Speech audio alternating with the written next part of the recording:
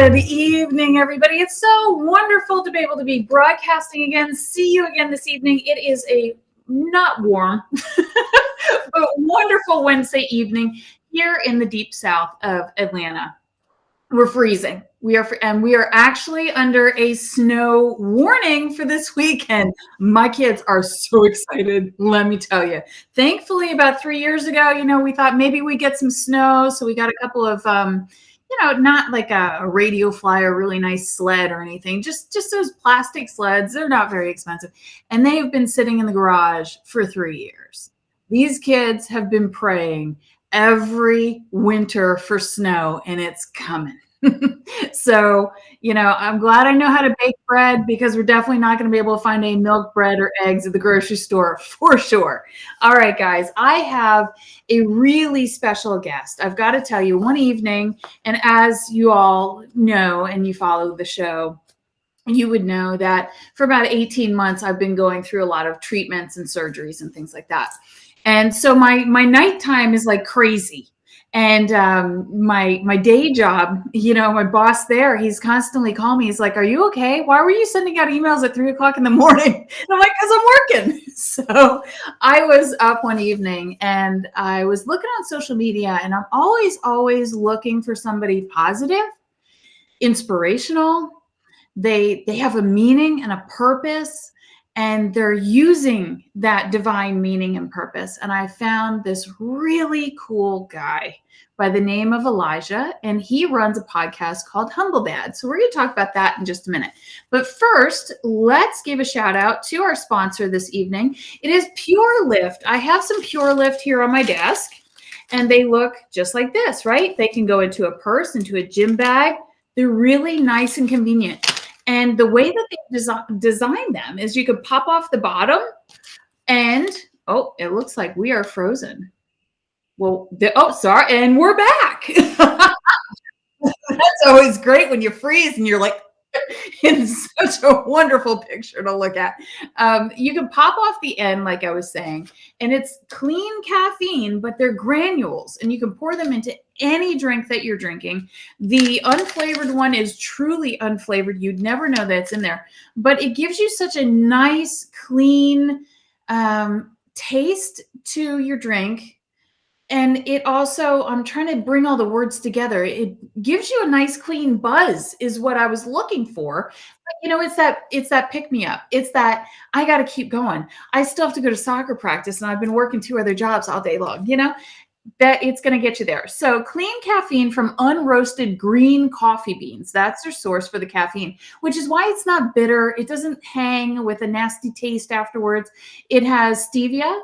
It has vitamins A, B complex, and it is unique and portable.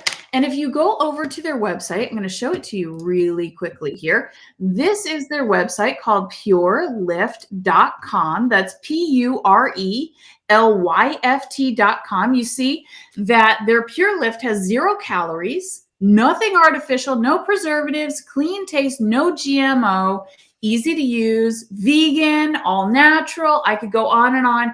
And what I love, made in the United States. So go get yourself some Pure Lift today. That is www.purelyft.com.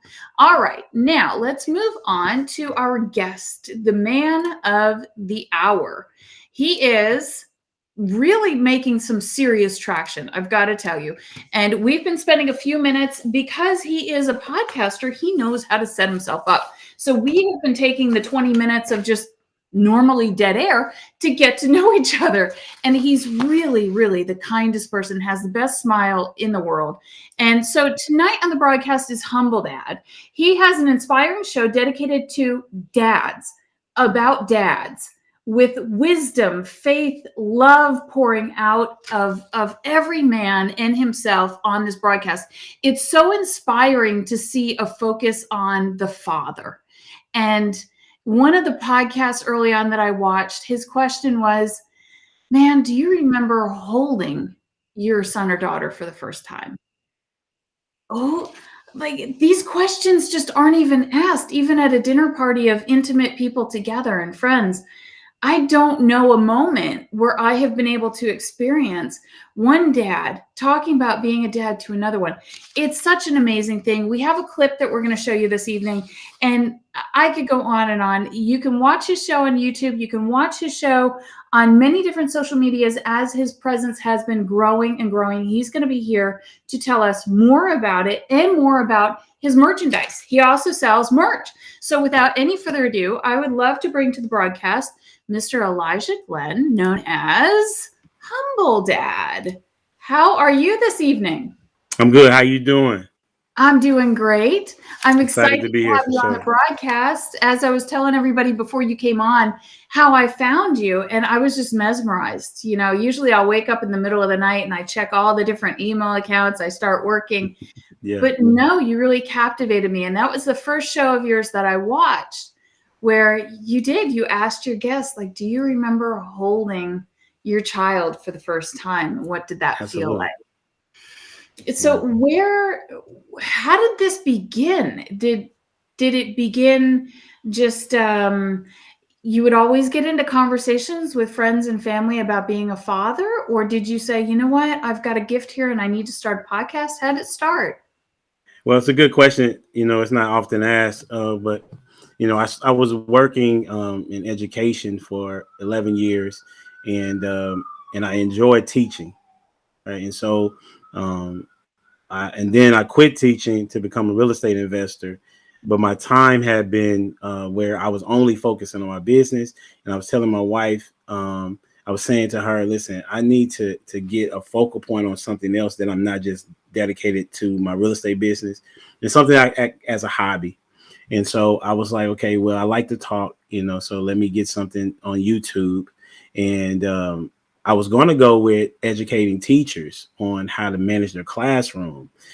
But then I looked and saw that there was already something there. And I'm a guy that likes to do things different, like to be set apart, And so I said, you know what, why don't I interview dads? Because I don't think that's being done. And so it started off with just, okay, let me text about 10 dads that I know, see if they would be interested in talking to me about being a dad, because I enjoy being a dad. I don't really have the conversation about being a dad. And the first person, I think it's about 10 people that I text. And the first person that responded was my uncle, who was my father figure growing up. And he responded within like 3 minutes. I was like, oh, okay. If Unc is gonna do it, and he don't get on camera, like he's not into social media and stuff like that. I don't even think he has a Facebook page, And so when he said yes, I said, okay, let's see how this goes. And then there were several guys after that said, we'd be willing to actually talk to you. So that's how it started. The humble dad part didn't come until maybe like 12 episodes in. I was like, okay, well, if it's gonna be this many, then I'm gonna have to have a signature name, and I started looking through um adjectives. I just went to a place that adjectives, and I looked and I was trying to see which one would stand out to me. Humble is the one that stood out to me. I went to my wife and I was like, what do you think about humble dad? And she's like, oh yeah, that's it. Mhm. No fuss, no, I don't know, kind of, sort of. Mhm. She was like, yeah, that's it. And my daughter, she was like, yeah, that's a good one, Dad. And so Humble Dad was birthed probably like on the 12th episode. So when did the show start? Show started like November, I would say November 21. No, What? I'm sorry, 2020. November 2020. Well, that's still really recent. So the clip Yeah. that I have pulled up that we'll get to in just a moment is number 73. How Yeah. often do you broadcast? At one point in time, I was broadcasting twice a week. I'm sorry, at the beginning, I was asking people just to tell me when they could. And so people were saying within, a day or two. And so I had Mhm. two on some days and four in a week before. And so it just kept going. And I was doing like two a week. And then, then there was a pause. And then when my wife passed, like in August, and I just stopped. I think I may have been on 60 at that time. And then I came back and I was going to try to get to 100. And so I started doing like two and three in a day again. And Yeah. so it was just being consistent, and then having people say, "Oh, I know somebody that you may want to interview." Hmm. And then, so that's how I got to 73. Yeah, it's crazy that that it's at 73 for sure. That But my is. goal was 100. So Well, my heart goes out to you and your family for the I loss that appreciate it. you've endured very, very recently. I Um, appreciate it. have you found yourself looking for possible dads that have gone through a similar loss in their life to interview? And have you found any yet? Yes, I have not made it a priority, but like one of my close friends that I go to church with, he lost his wife maybe like 4.5 years ago, and Mm. he's willing to have the conversation. I just haven't made time for it as of late. And also, I've talked to not just dads, but I take that back. I take that back. I did talk to two already. One, I was talking to him about being a dad before I had lost my wife, because me and him were friends back in Nacogdoches, where I went to school and went to church. And his is Chris Morrison. He was one of the greatest interviews that I've done, because he was transparent, he was authentic, and he just kept it, in the pocket of how he's feeling and how he's having to raise kids that have lost their mom. And then another guy, I guess that was kind of recent too. I think I interviewed him early December. It wasn't a plan though. He just I got his information because at my church we do something called Man Up, and my pastor called me up to tell people about my goal, which was of 100 people, Mhm. and he was one of the ones that came up, and I had known that he had lost somebody, and in that podcast was a you've interviewed people that don't necessarily talk, and so Mhm. you have to ask a lot of questions to Yes. try to kind of see how the conversation can go. So that was that conversation. So it was a challenge, but that's why I'm glad I had the conversation, but I haven't made it a priority just yet. Hmm. Okay. So, in those conversations, have you found anything where it was an aha moment of, oh, wow, I'm really going to put this in my back pocket like this? Yes, yes, this is going That's to help. everyone I do. Really? Everyone I do, like going into this, I'm thinking that I was going to be helping people and teaching dads, not necessarily teaching dads, I guess, but inspiring dads to take care of their responsibilities if they were not, and also give dads the opportunity to see other dads out here doing exactly what they're doing or trying to do, right? And Mhm. so what I began to discover was that, oh, okay, I'm not doing well as a dad, so I need to. I started taking at least one thing from the show and implementing it like the next day. And so one of the things that stood out to me the most was being more communicative to my kids, as far Mhm. as discipline wise, like giving them, having conversations with them. Another one, I already knew about spending time with them, but being intentional with the time that I'm giving them based on what it is that they like. Excuse me. Like, so for example, my daughter likes to read crazy. She reads like 5, 6 books a week. Wow. And so listening to her talk about a book that I would not necessarily be interested in, but she enjoyed telling me about her book. So for her, that would be her spending time with me, right? Mhm. Mhm. Or if it was just, for my son, Joshua, who's 10, he's an athlete. So he's not like watching sports, but he would enjoy going in the backyard and just throwing the baseball around or going playing basketball, or just sitting in the room and talking to me, right? Mhm. And then you have Ethan, who I found that he liked just going to the mall just to walk with me, Mhm. right, and just seeing things in the store. And then Jordana, who's the youngest and the one that you seen earlier, she just desires my time at any time that she can get it, and so just being in my presence is for her. So that was those main things that I learned, a couple anyway, that Mhm. being present, but specifically being present in what it is that they like to do. And that was a piece that I heard. I believe it was not from the clip that we have queued up, but you were talking very similarly to what you just shared with us and our viewers tonight about being present with your children. That if they're talking to you, let them talk. That's their way of trying to spend time with you.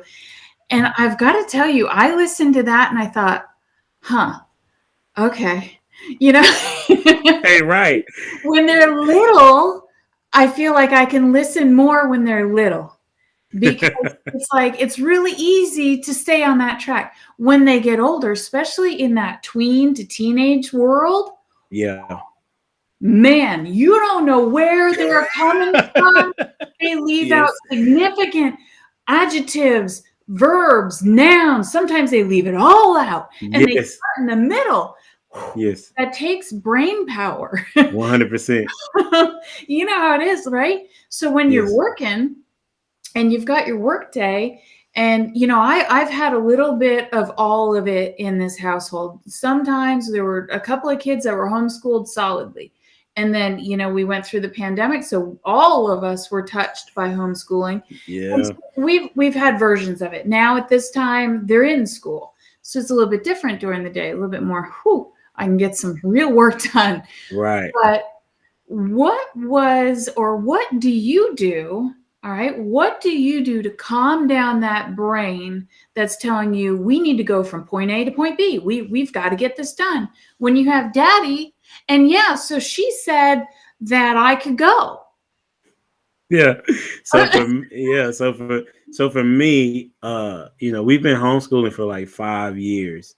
So they've always been here in the house, and with Jen, she was she was one that mostly kind of got to have those conversations with them here. And so I was working like 2 jobs and then working on my dissertation, doctorate degree or whatever. And so like I didn't have a lot of time. But as of recent, when I got to be at the house, what I was able to do is make sure, once I said, just stay in tune with what it is that they're doing.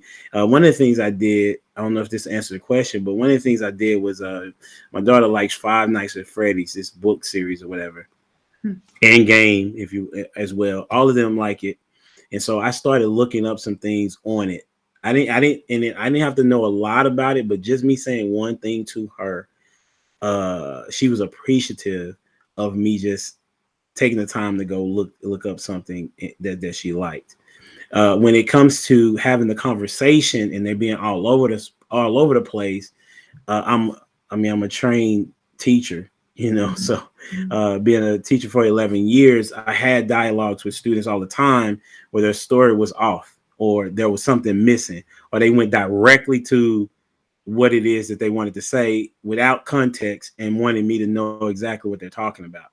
Right. Yep. And so I would be patient with them.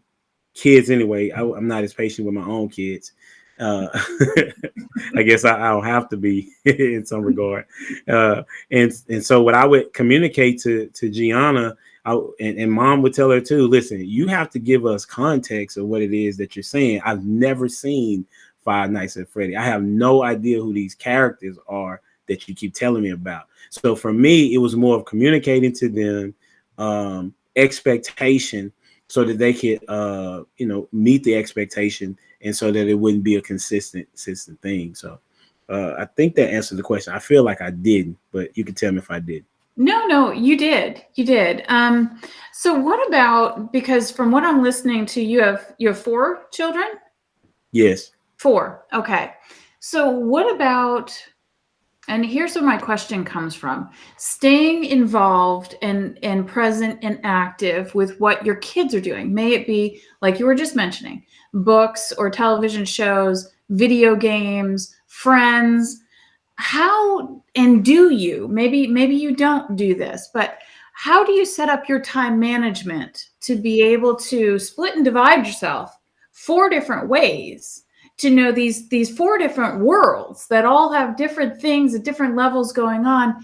Is there any time management in there? Or what would you say to a dad who's like, man, I don't have that kind of time, like I don't know what they're doing?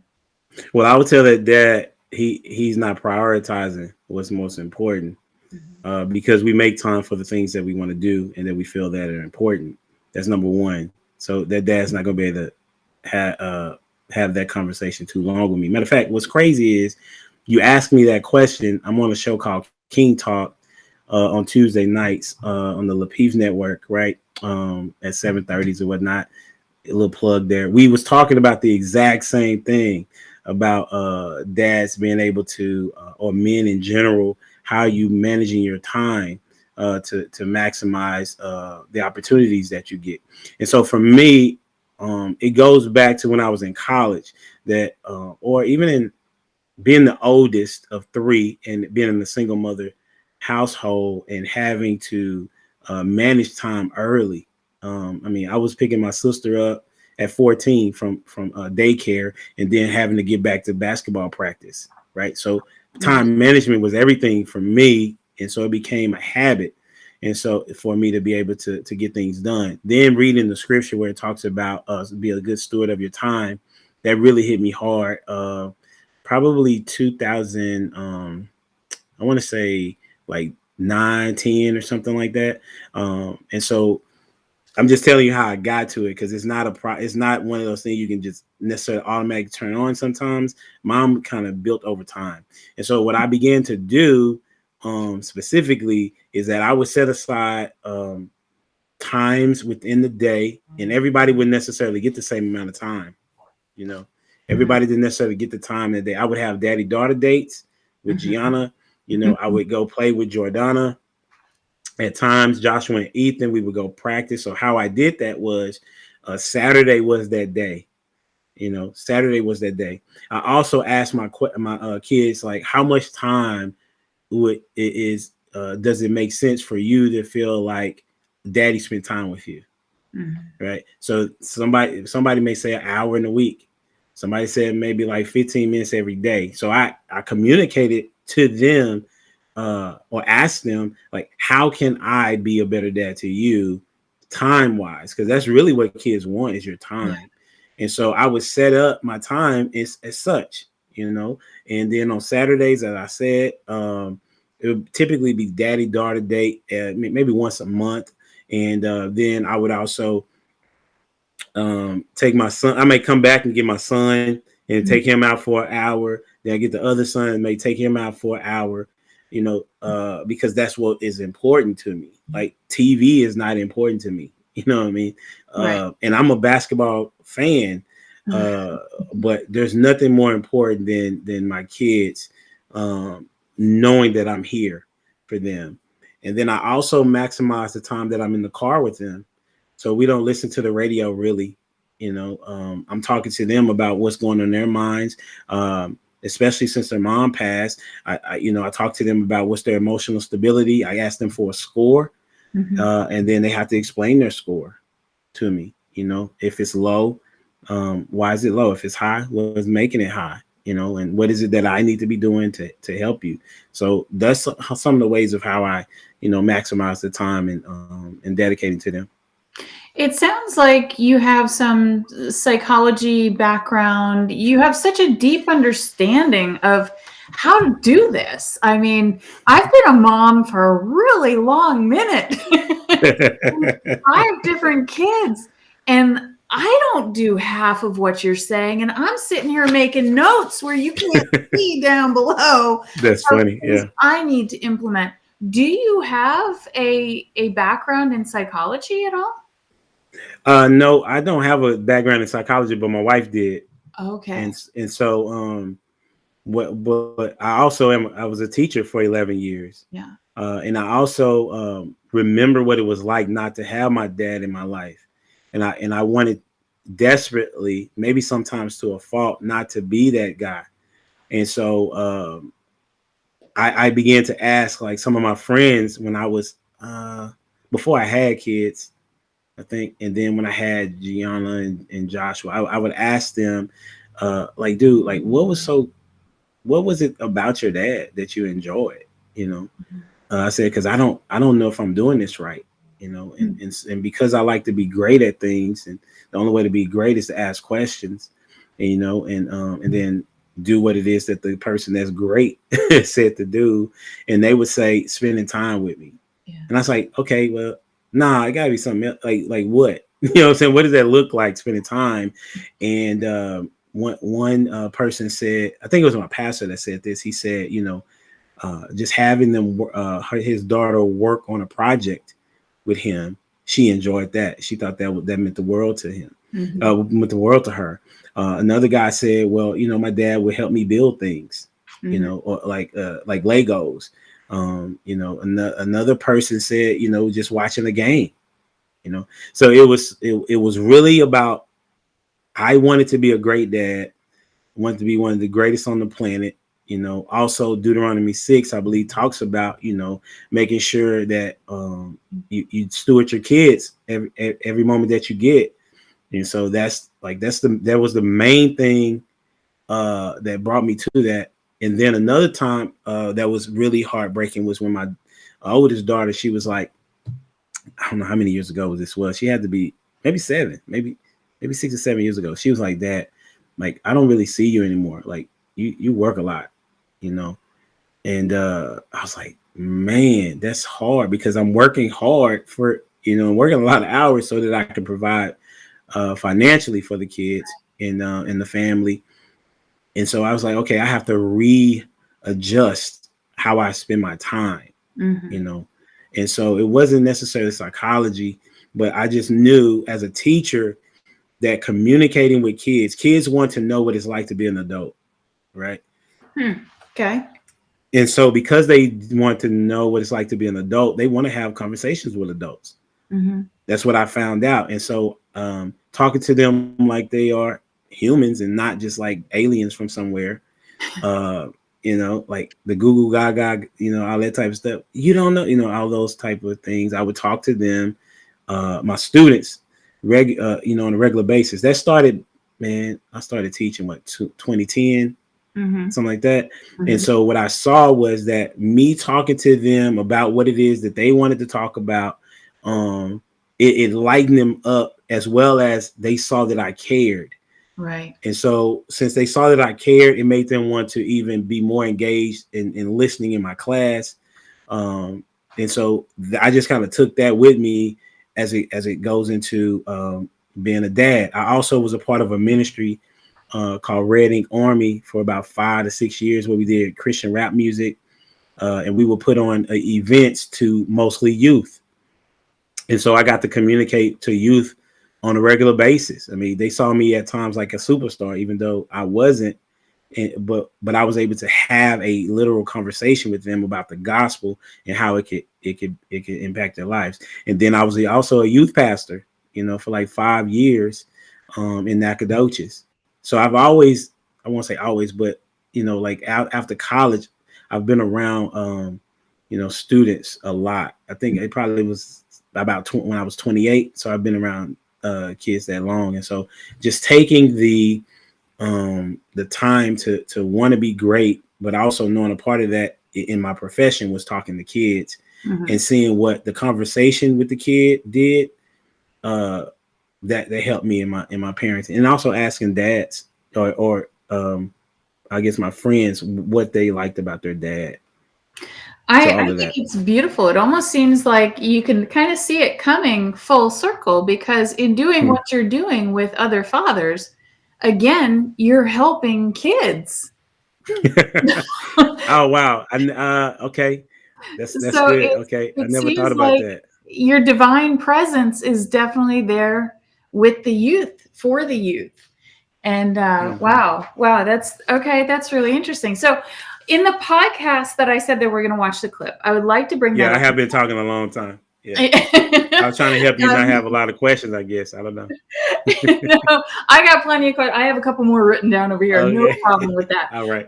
So this particular podcast is number 73. This aired on Friday. Is that right? Yes. Okay. Yes. And this is with JR. He's a fashion designer and photographer. Would you mind setting up this clip? And then when you're done, we'll go ahead and play it. I'll tell you where it's queued. It's queued up to your very first question.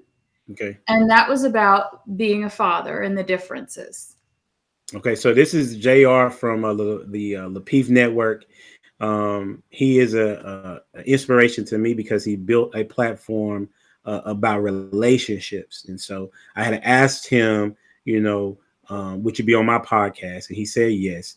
And I wanted it to be, and this is the question that I'm asking is a question that I asked to all dads because I thought it would be a good way to segue into a conversation and it was a question that most men don't even think about. Okay. Right. So that's what it's about. All right, here we go. This is Humble Dad. For sure. So we're gonna get it started, man. Kind of tell me what you think the difference between a father and a dad is. That's the first time I've been asked that question. But if I had to say, I would probably say that the dad is just present. You know, he's the father. Well, he's the dad. He's just Okay. like that figure. He's the one that's on the birth certificate. Like he's the dad. But when it comes to a father, in my opinion, like a father is more like vested into the child. He's like the protector. He's the one that's guiding. He's the one that's building up his daughter or his son to be the best version of themselves. Wow. That's what's up. So kind of tell me about your.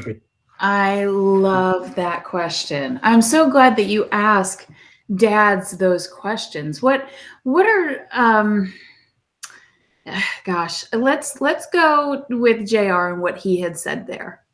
So when I heard that question, I'm watching the podcast, I'm thinking, where's he going to go with this? And to hear the dad is the guy on the birth certificate. Yeah. But it takes so much more than that to be a father. Mm-hmm. Oh, that's brilliant. So and what's interesting about the question is because I don't think that it's ever been put in the dictionary. It may have been put in the dictionary, but it's not a word that we go look up. And so therefore, each dad has a different perspective on what the meaning of a father is and what the meaning of a dad and how they're different. Because the first person that I interviewed said that he felt like they are different, but you can interchange them, right? But if you go biblical, then you would go more towards dad because Abba, father, means dad, right? And so or it was it was a connection to being dad. And so I tell people like I can see your perspective on either end. It's just for me to see where your perspective is, right? And so that question was really just kind of thrown out there for me to be able to figure out what a conversation starter would be and to see how people think. The overall theme, though, was that being present, right? That's what it is. It's being present. One person told me, they think it is when you get to the point of being called dad, then that's that in term of endearment. And so you have reached an emotional connection with your kid when they call you daddy. Yes. Right. And so it's different between, depending on who it is you ask, how they grew up. And so that's the reason why I asked the question. I love that question. Now, I have a question about co-parenting. Okay. That's good. The one thing that I've said to so many of my peers who are going through divorce and they ask me a question. So unfortunately, I have gone through a divorce with my first husband. We had 2 little girls. And we have an amazing relationship. Now, I knew I had to kind of like tiptoe for about 6 months because I was the one that brought it to him and said, you know what? We've gone through counseling. We've done this. We've done this. We've done this. Our 2 personalities are not working together. This is just miserable to try to force it. Can you see anything else we can do? And we both got to the point of no. That could be because we were in our 20s. We got married really young and probably had no business getting married at that age, but we did. Right. Yeah. But on the back end of that was a beautiful relationship that came together and we co-parent seamlessly. We don't argue. We don't fight. We don't have problems going into each other's houses. He's remarried. I love her. I'm remarried. He comes to my house. I go to his house. Like, it's just seamless. And I've said to my girlfriends before, you once loved him so much that you had a child together. You once couldn't be without that man. So just because you're divorced and because you got a little bit of bad blood, you need to put that on God. You need to work that out to at least get to a point of being amicable with each other. What have you said to fathers who are struggling to try to co-parent, or even those fathers who, they got into a relationship, it was a toxic relationship, she was crazy to begin with, she's going to be crazy at the end, and now she doesn't want him to see the kids for, no reason? One of the things that I would say that I'm fortunate to have is that most of the men that I talk to are in the relationship with their spouse, with the kids, but I do have conversations with that have remarried, and they had, now he's a stepdad. I've had those conversations, and so what they told me was that they needed to build a relationship with the child's father, even though the current wife is having a disconnect with her ex-husband or the father of her kid. Mm-hmm. What they said was they knew in order to be a productive parent in their marriage and their relationship, they needed to have a connection with the child's father. Right. And so that what they did was they went to go talk to the father, tell him what his plans or purpose was. Like specifically, this one's not even on camera, but this is a guy that I was talking to that I don't know why we haven't did show on camera, because we talk for like 2 or 3 hours at a time. But he was saying for him, he knew that speaking to the child's father was going to make it a lot less of a headache for him being in his marriage, and also letting him, the dad, know, listen, I'm here to help your son become a man, and I'm hoping that that's also what you want to do, right? And so as a result, they work together. It also put less pressure on the wife to want to try to fix it on both ends, right? So that means that her husband talks to the dad, so she doesn't even have to have that encounter, that engagement with her ex boyfriend, husband, or whatever the case may be. And so those are the conversations that I've had now. But if I had to talk to someone that was in a different circumstance, I would tell them don't walk away from your kid because she's saying no. Right. Because what's going to end up happening is that if she's not a good person, she's going to make it look like you're the bad guy. Yeah. Right. And so you need to be doing everything within your power. I mean, if you need to go get a lawyer, then do so. Mm-hmm. Your kid needs to know that you was fighting for them. Are there resources? Oh, I'm sorry. Go ahead. Oh no, I was just saying they just need to know that you're fighting for them, because otherwise, it's going to be hard. It's going to be incredibly hard to recover from that once they get older. Right. Are there resources out there ready to help fathers in multiple capacities to be able to see their children? I mean, I know that there's lawyers and you can go to courts and fight for custody and things like that, but the detriment that it puts on a man's psyche of from 1 minute they're married, they've got their kids, the whole family's under one roof, and in a lot of cases, and a lot of people I've spoken to, the next minute they're all torn apart. He's gone. Mom's got the house. She's got the kids. He's not allowed back in. A lot of times for really no reason, or sometimes, things do happen. But I can only imagine that would really tear a person apart. So are there resources? Are there? There is one. I was trying to find it. There's one of my friends named Dr. Maurice Williams Jr. on Facebook. He did a shoe party or something like that. He did a party to raise money for dads that are not being able to see their kids. And I was trying to see if I could find it. As we talk, I'll look for it. But There are a couple of resources out there that could help them with that. One of the places that they may be able to look is at the Chamber of Commerce, because the Chamber of Commerce would know all the different ins and outs of what businesses and networking events that are taking place. So that's the one that comes to mind, but I have to find the other one here shortly. And then, you may be able to, if you're not in church, you may be able to go to a church and ask them for some particular resources of how can you get to talking to, how can you get back the or get custody, not even necessarily custody, but how can you be an integral part in your kid's life if the mother of your kid is not allowing you to. So they may have some resources as well. But those are the two that I'm aware of. I have to think about some more, but those are the two that come to mind. Okay. What about minding your words as in a co-parenting situation? My ex-husband, which he doesn't watch my show, so I'll go ahead and put it out there. One thing that really was something that it took a long time for him to realize it wasn't his fault and he did nothing wrong.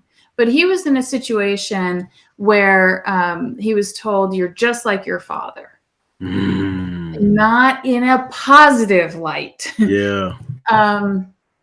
Being a teacher for as long as you were, especially in that middle school, man, those are some rough ages right there. Yeah. I want to put it out there from a male's perspective. What does that do to a young man when the parent's not minding their words and they're talking bad about that ex-spouse and they're putting it on the child?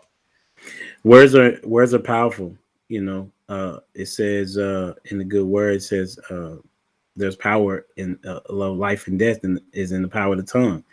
So who can tame it? Like it's a big deal, because when a child hears from the person that they look up to these words of negativity, they believe them, and they feel like that's who they are.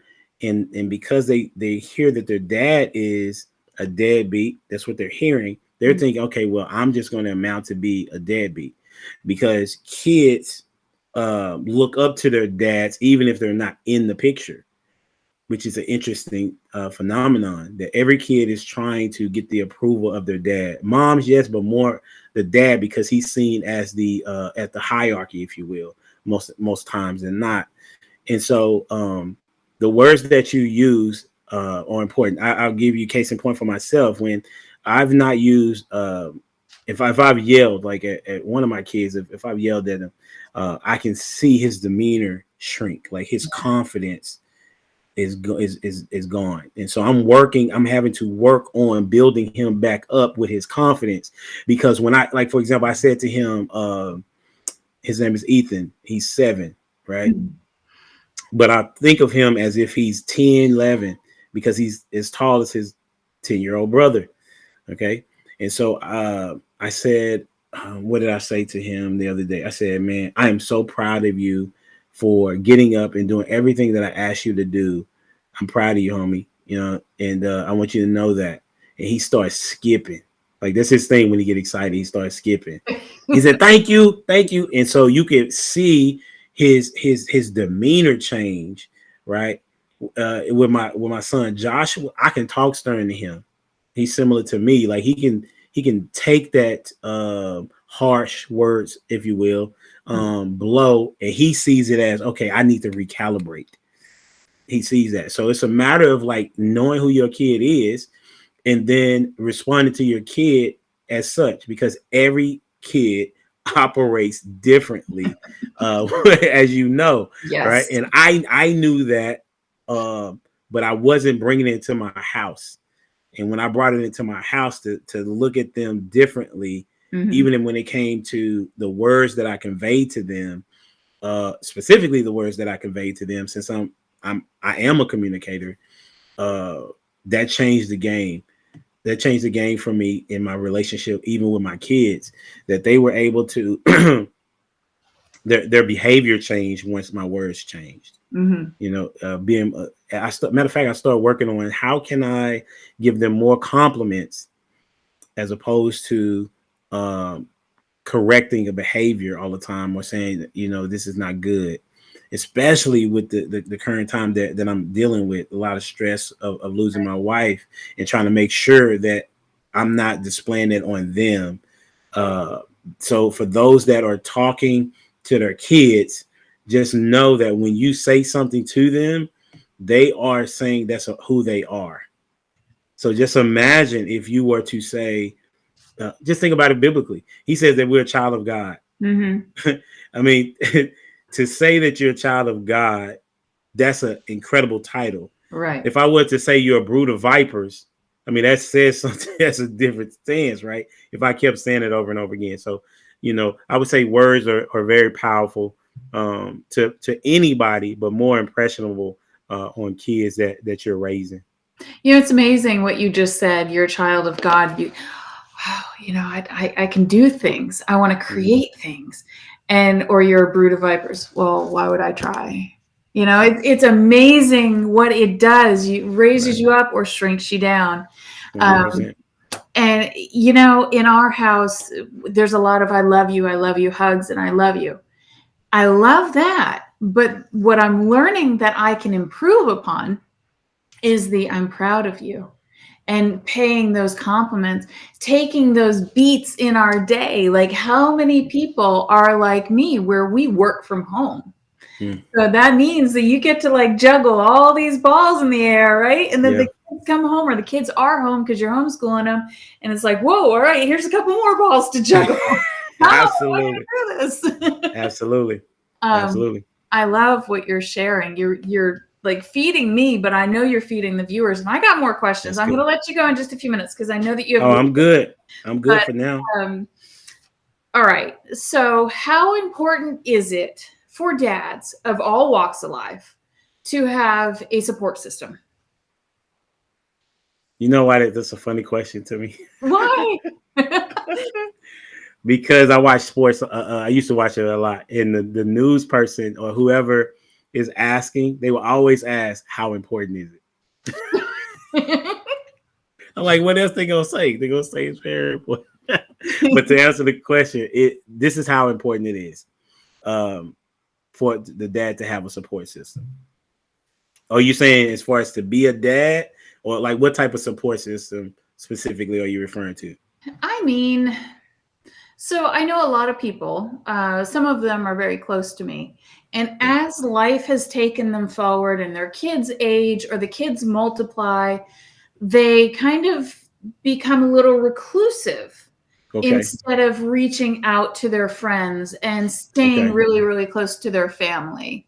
So that type of support, like how important is it to keep your fiber, your fabric together all over the place? May it be your fabric of family and fabric of friends and of church and your community. And how important is that for a dad? Like women, I think women, like, we want to talk. We want to get out there and do things. So there's so many groups out there inviting women of all walks of life. I just don't think it's fun for dads. Yeah, y'all have a lot of conferences for sure. Yeah.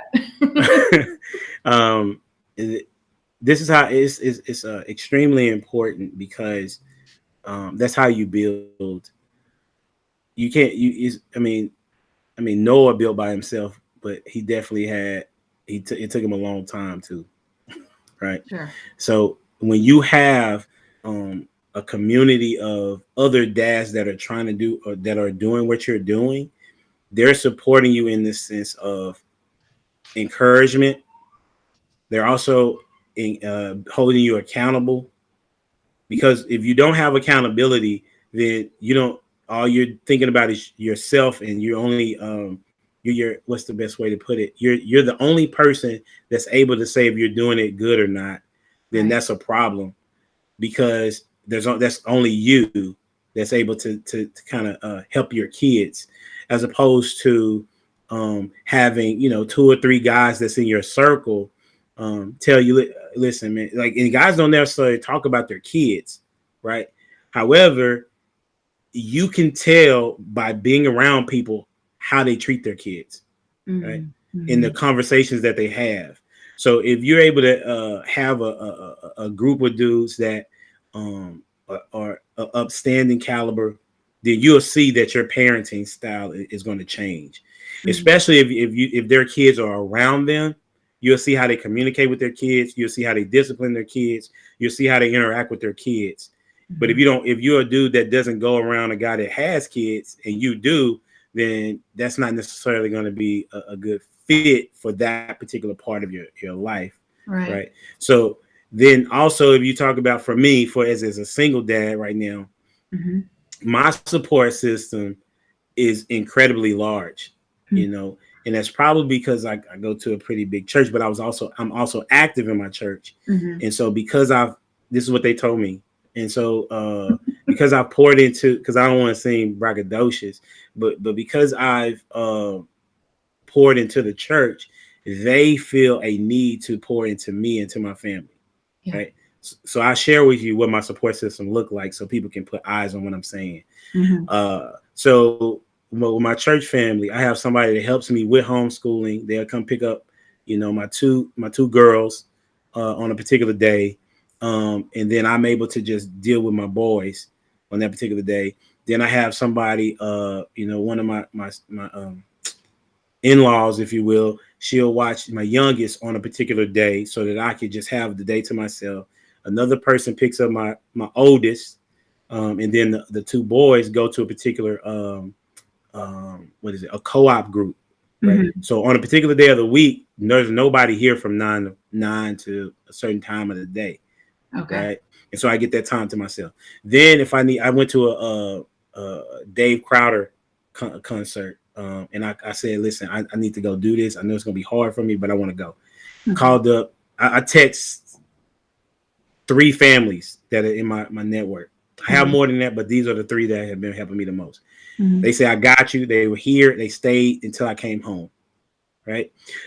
From December, from when my wife passed till December of last year, somebody put together a meal train. I had meals from August to December, right?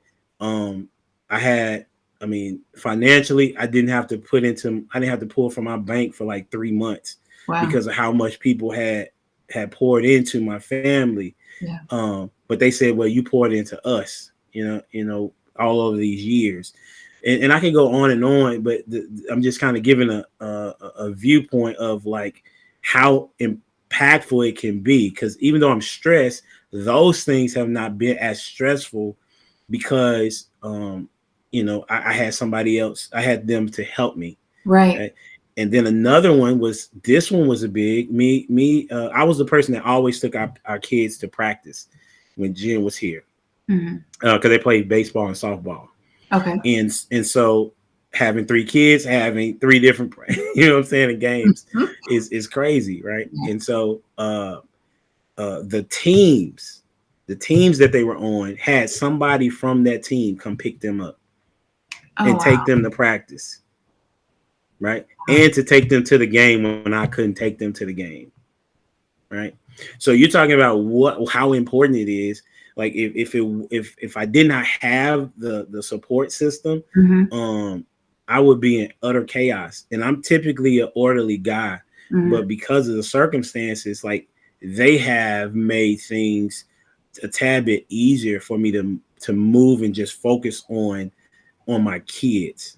Right. So the support system helps you focus on your kids. It also helps you become a better dad, in my opinion.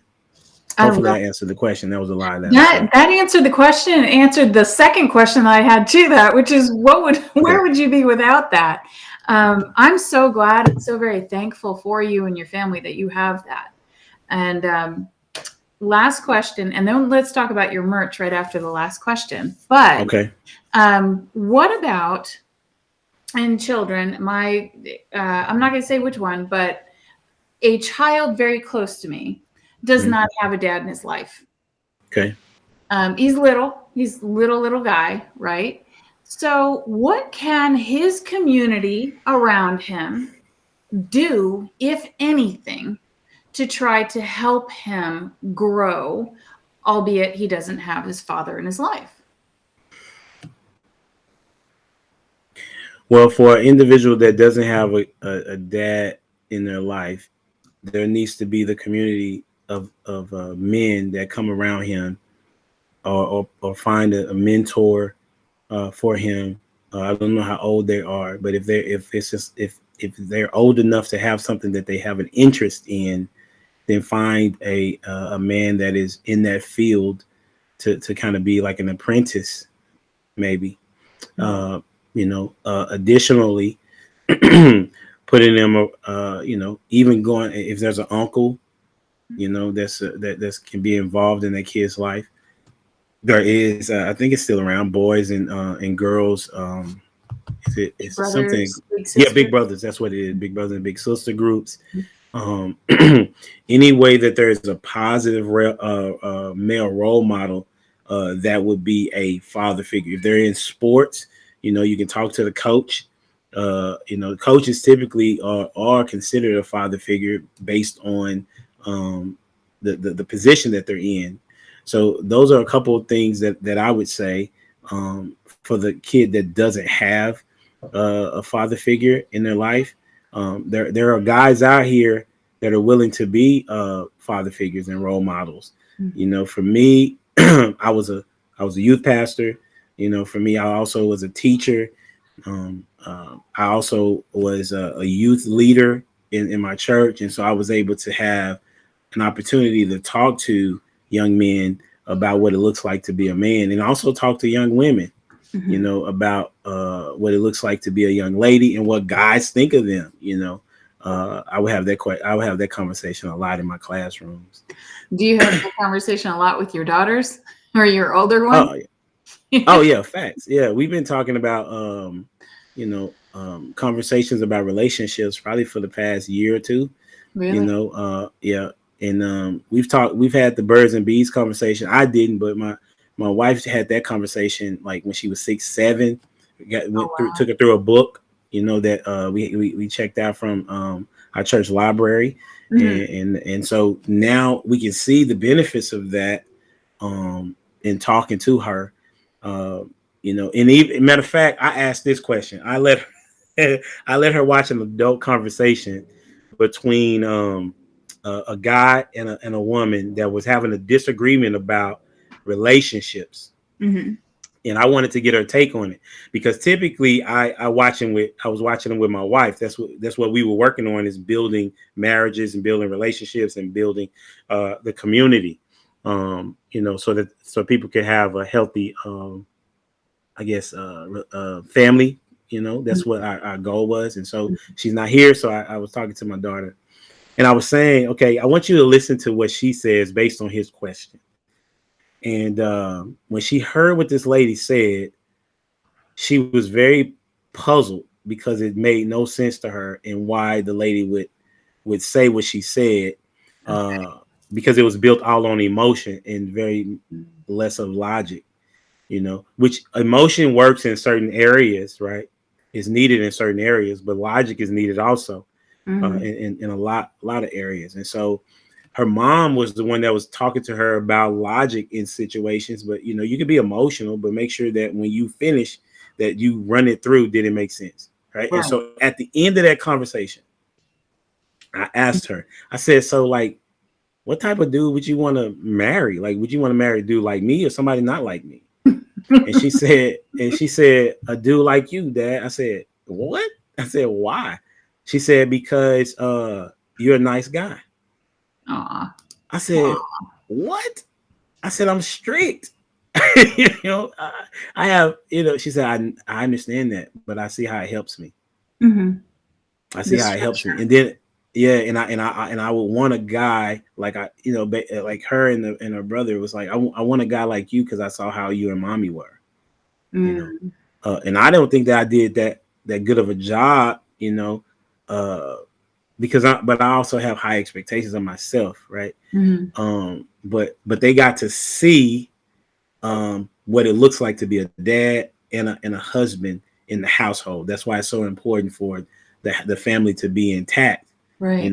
because you get to see that dynamic, and especially even if it's a bad one, you get to see, okay, well, I don't think I want to do that, you know, Right. because you can see that, like, but if like I had no idea what it was to be a dad, or husband, because what I saw was like just very toxic, if you want to use a particular word. It Mhm. was just not good. And so, like I said before, I didn't think that, I may have said it somewhere else, but I didn't think that I was a man until I was married with a kid, and that was at age 30. When I was that at some point in time before, but because I didn't really, like I said, my uncle was my father figure.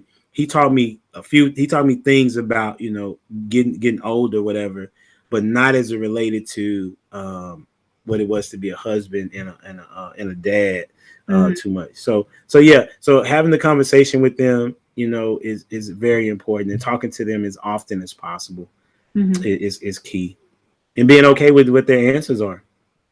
Oh, wow. Wow. You never know what you're going to get with some of them.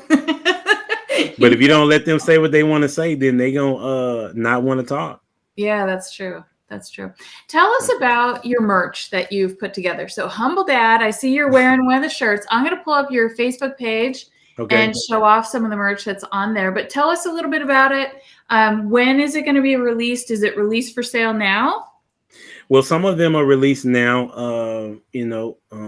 I'm redoing my website so that people can it'll be an easier transition, but also look nice, and also give a idea of what my thought process is in putting it together, right? And Okay. so I've been doing merchandise since 2000. When I was in college, I started a business called It's All About Jesus, and it was a T-shirt line, and I got away from it. Jesus stood for just eliminating Satan using saints.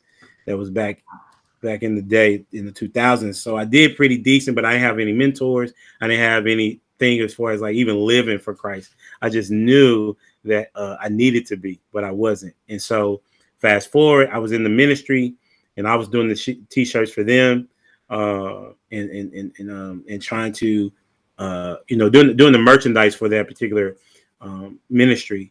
And so when we tore away from, when we disbanded, if you will, I just went away from it. And when I started the Humble Dad podcast, I was like, man, this would be a good opportunity to get back into the thing that I enjoyed the most, which was merchandise, because you're a walking billboard, right? Yeah. Whether you have something on it, a name on it or not, but if people like it, it looks nice, they're gonna ask you where they got it from, where you got it from, right? And then sometimes even when you don't ask, right, because you know that you like what you got on, you'll tell, oh, okay, I got this such and such. And so I like the creativeness of being able to put things together where people can wear. And so Humble Dad was designed and built. I think the first one was sometime in January, February of last year, I think, and didn't know if people was gonna like it. My like I said, my wife liked the name. Then I said, well, I don't like just having the name. I gotta have a logo. Reached out to I can't think of the name of the company, but I reached out to this company that designed the logo for me. And when I showed it to my wife, she was like, yes, that's it. And I was like, well, I need to like fix up a couple things. She's like, no, this is it. I said, but as far as I was like, but you can't tell about the H and the D, like, the H or whatever is there, but what about the D? And she was like, it's okay. The ambiguity is okay. And so I left it, and it's been doing pretty decent. I didn't put it on sale until like maybe right before Christmas. Oh, wow. And so I'm doing some new. I'll keep it what it is now. I won't do new designs until later. But the new website, it'll be. I'll say it'll be up in another month or so. And but people can go shop there now if they want to. At the what is that? The link should be somewhere in the description. But it's like Yeah. Full Armored Clothing Creator or something like that. It's a long title because I had to change it Mm-hmm. I It is had a to long change. title. I'll make sure It's a that it very long is title. in the description out there everywhere. If you're watching on Facebook, if you're watching on YouTube, or if you're watching in post-production, maybe on Binge Networks.tv or Amazon Prime Video, I'll make sure that it's out there everywhere. So we're taking a look at the website live right now to look at your merch. This is such a cute hooded sweatshirt. I love my Humble Dad, and it comes in Yeah, so many different colors. I love this. I You appreciate know, that. oh wow, I like the white one with the blue on it. That's really nice. I I love it. wanted to do something. Yeah, I wanted to do something where everybody could wear it, right? Because I don't want Right. people to, you got to be inclusive at times. Oh, And so, absolutely. But you have like everything. I see face masks, you have tumblers, you have mugs, you have backpacks, you have t-shirts. How long did it take you to curate all these different items going, yeah, I like that. Yeah, I like that. that's a great question. I don't know how long it took me, but for me, it does the time as far as creating things.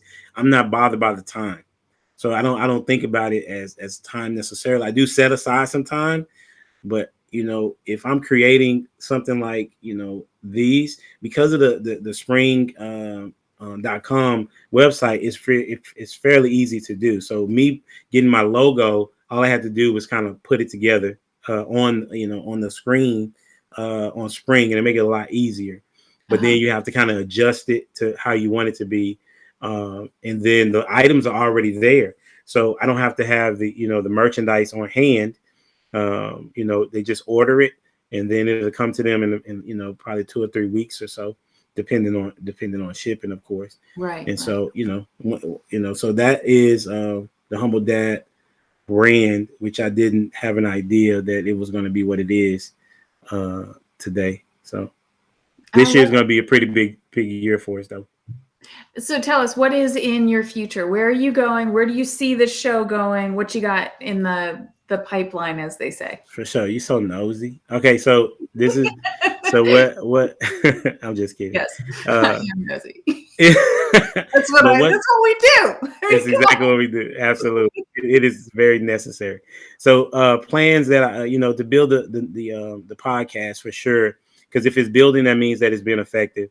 And so some of the things that I plan on doing is kind of putting together, and this was the idea from JR, my mentor, from the Ep8 Network, where he suggested that I bring on men and women to discuss fatherhood and like what's their different perspectives on it, and just have some dialogues on that. So that'll be coming.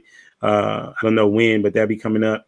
Continuing to interviewing dope dads, dope dudes that are doing the things that they're supposed to do. I'm also doing monologues now. I'm not doing it as regularly. I'm trying to get into the regular format, trying to see which time would make more sense for me, where I just talk about dad stuff. One of the most recent things that I've done is a dad joke of the day, which is like 30 seconds or something like that. And you have to vote on which one you feel like is the best dad joke of the day. Then I also do, and I don't create them, I just read from a list and just see what people would say. And then I do, the most recent monologue that I did was my most recent was one thing that's missing from your toolbox, dads. And so I won't tell what it is because they'll need to go see that because I want to get I want to get the views, The views, absolutely. And the one before that was 3 things you need to know as a dad. Was before that. So I'm gonna do more of those monologues because, as you know, it's kind of challenging sometimes to get guests. Yeah. And so, but if I want it to grow, then I need to talk about those things still and not have to wait on somebody for me to actually have a show.